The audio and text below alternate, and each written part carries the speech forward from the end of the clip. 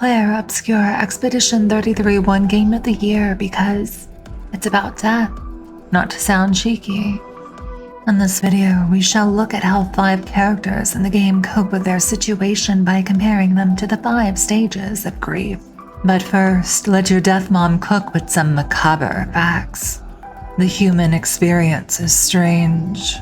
You are born into an existence and given meaning from the moment you can store memories. You are told of things such as Santa Claus or religious figures born of virgins, only to find out that they are man-made fabrications.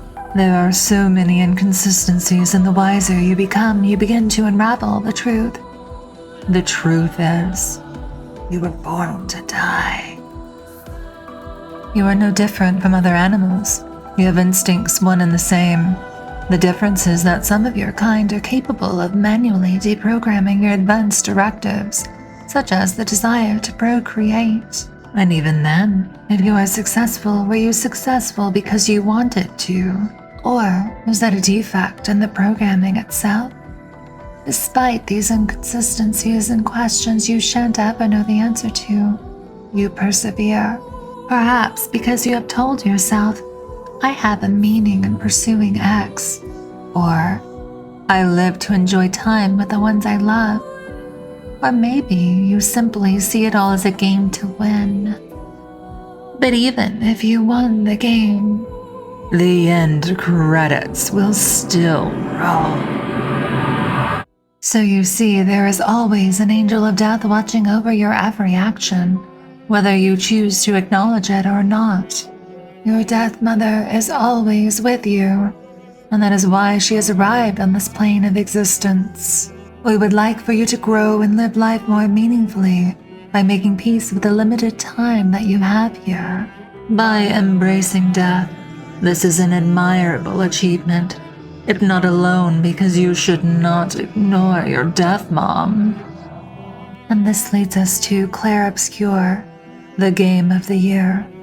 We would go on to say the game of a lifetime, because never has there been a game that parallels the living experience of your kind. The plethora of human emotions and interactions is mirrored in this game, most of all by the ever-present existentialism that comes from grasping one's impermanence. In other words, death. The people of Lumière did not ask for the hand they were given. Every year there is a gommage, a yearly death ceremony where people of a given age are killed based on the number portrayed on the monolith near the paintress. In this way, it too reflects that of your existence, as you never asked to be born, yet you inevitably will be erased all the same. And that's just the tip of the iceberg of death. Spoilers ahead, my lovers of death. Throughout the game, you uncover the world you thought you were inhabiting was a created world by a special family who can produce realms of existence through their craft. The painting in question was an old painted world of the deceased Verso Décembre, who died in a fire that also maimed his sister Alicia. You see, this family has been dealing with grief from the death of Verso. Now let us examine the Décembre family through their relationship with the 5 stages of grief. Stage 1. Denial. Alicia Décembre.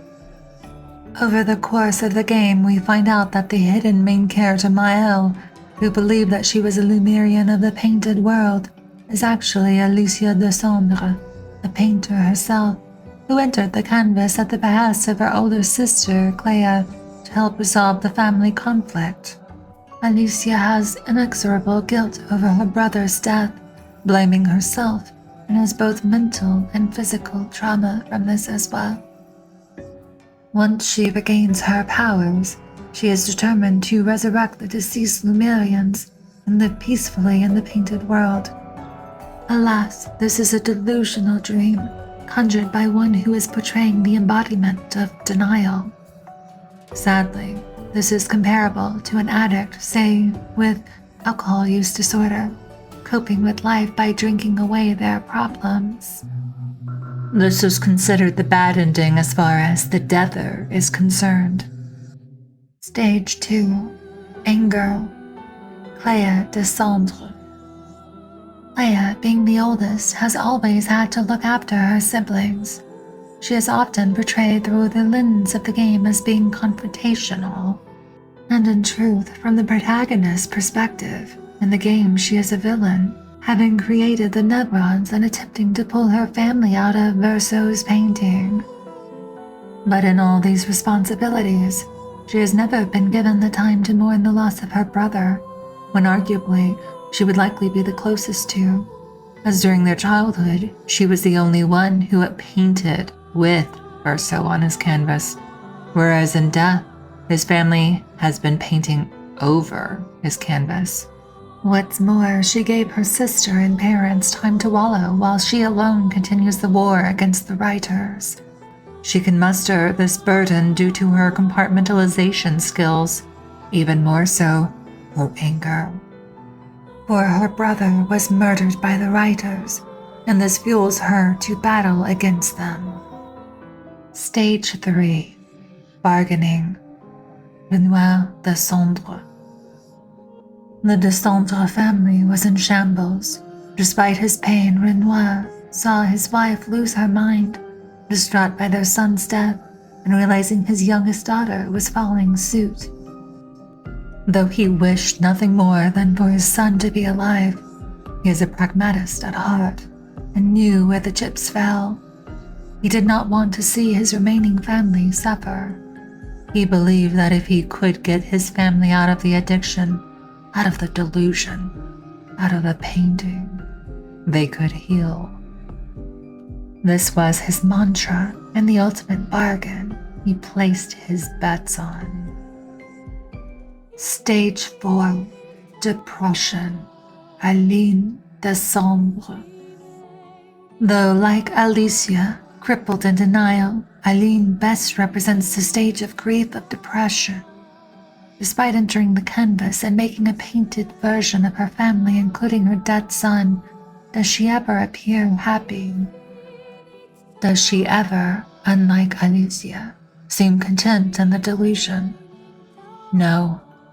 She is isolated atop a lone monolith, cradled and wallowing in despair.